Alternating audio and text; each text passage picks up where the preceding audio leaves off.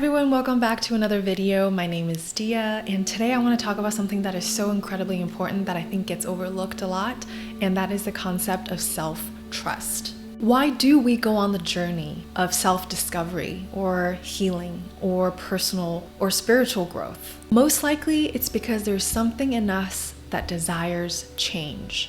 Everything we yearn for is actually a feeling state. Think about it. Whatever external circumstances you wish to change, or whatever it is you wish were different about yourself, at the very core is our desire to change how we feel.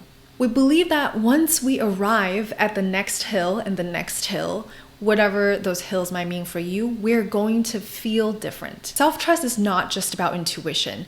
You know, when someone says, just listen to your gut.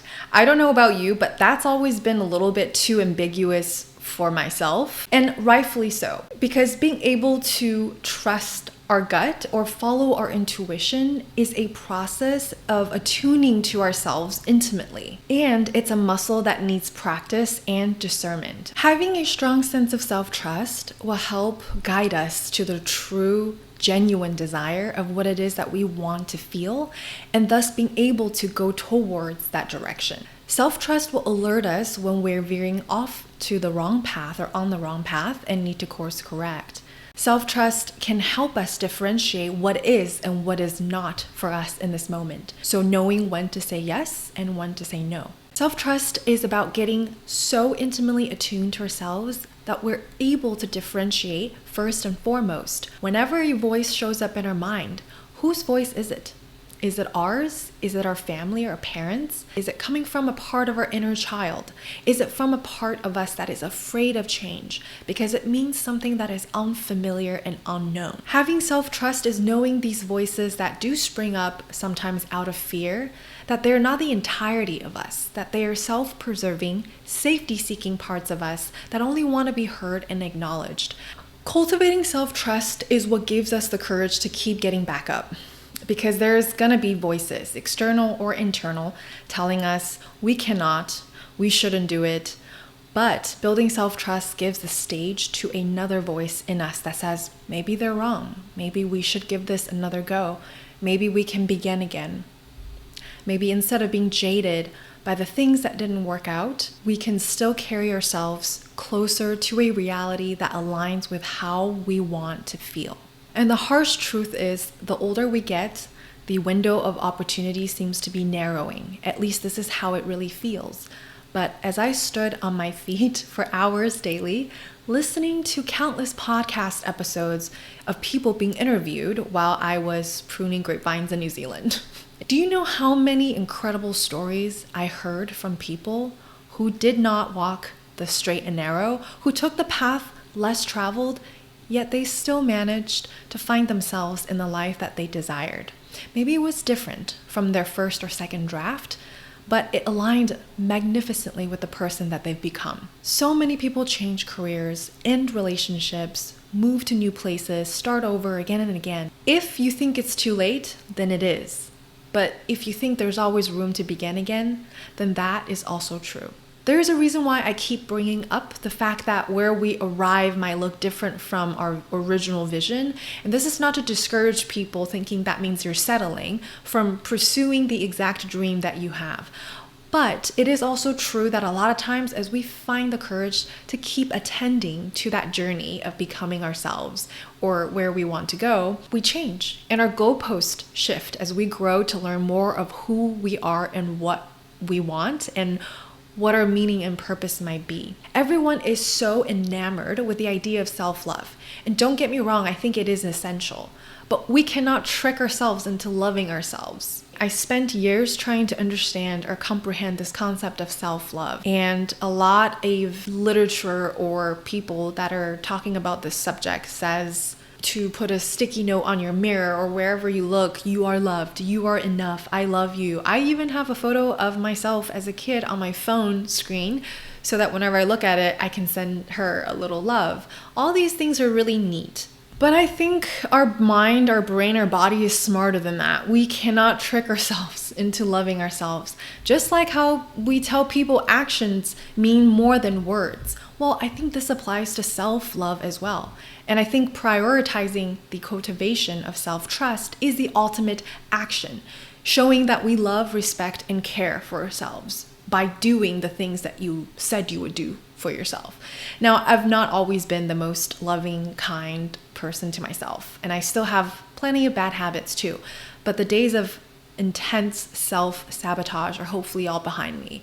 I've built a sense of self-trust because I've fallen off the track so many times before. I know shame and disappointment, and I know how tough it is some days to even find the energy to want to start again. And yet somehow every downfall or every challenge has led me to a better place in its aftermath. I might have fumbled around for a while like an anchorless ship, but sooner or later, I knew it was time to get back up again. And through these trying moments, as dramatic as it sounds, I've come to trust myself more and more. And the entirety of me, we're still a team, learning to work better with each other. But if I'm being honest, the me today compared to the me 10, 5, or even 3 years ago has proven over those times to be more and more self-trustworthy. So how do we practice building our sense of self-trust? Whatever we resist gets locked in, and whatever we invite, it moves. And movement is what we want. If we can learn how to liberate the energy, that's alchemy. So first step, as always, and I keep repeating this because it took me a long time to really understand what it meant, compassion for ourselves. Compassion especially with the most annoying parts of us. The fearful voices, the doubtful voices, the anxious voice, the childlike voice that makes us feel at times weak and disempowered and lost. Self-trust is not trying to silence the parts of us that don't serve us to get to where we want to be. Because if we do that, it's only going to make them louder in their attempts to be heard. Self-trust is tapping into the version of us that's going to someday look back to today's version and feel so much empathy and gratitude. Without these younger version of us, even this version right now, there wouldn't be any future versions of you. So please, no matter how far you feel from who or where you want to be, know that we are so biased to forget the good.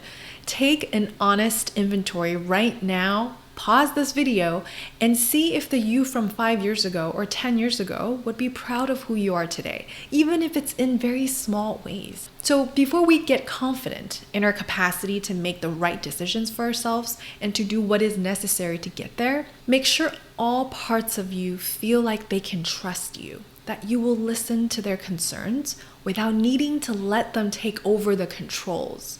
Another way to build self-trust is by setting smaller, one-step achievable goals for yourself and sticking to them over and over and over. We're all very smart, even though sometimes we don't want to be. You and me, we know what it is that we have been putting off or avoiding, but that can hugely benefit. And you know which commitments you should probably abandon and which to stick to. You might not want to know it, but deep down we all know, or we have an inkling. So the way to build self-trust is by showing ourselves that we are worthy of sticking to the commitments that we make to ourselves and for our well-being.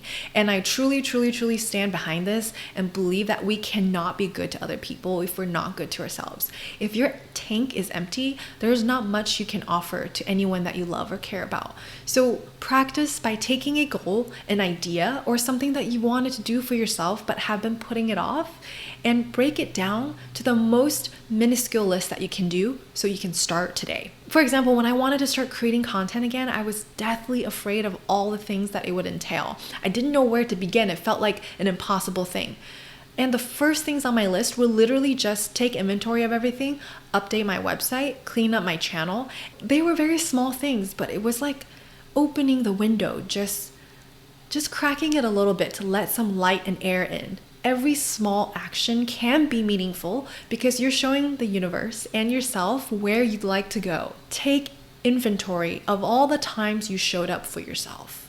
all the versions of you before and say a quiet or loud thank you to those younger versions that made this you today possible. Even if you're not who or where you want to be precisely, you're alive and you're here because a younger, way less experienced version of us carried that torch to get us through the toughest and most hopeless times in our lives. Don't act like you don't know what I'm talking about. If you've been a teenager, you've been there. So build self-trust by intentionally setting solo dates with yourself, to check in from time to time and see how your hopes and dreams may have changed, to notice which parts of you has been in exile and the parts of you that you wish to be more of, and how to take those affirmative actions to attend to all of these parts.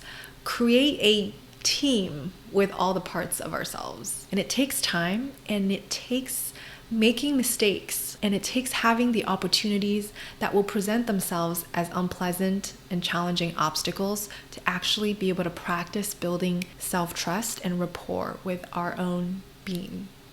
Very recently, I felt like my whole life was falling apart. Of course, it wasn't really falling apart, but it sure felt like it.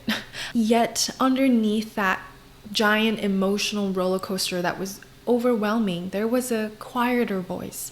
It was so quiet that I almost forgot it was there, that it's always been there. It was so quiet that my friends had to remind me.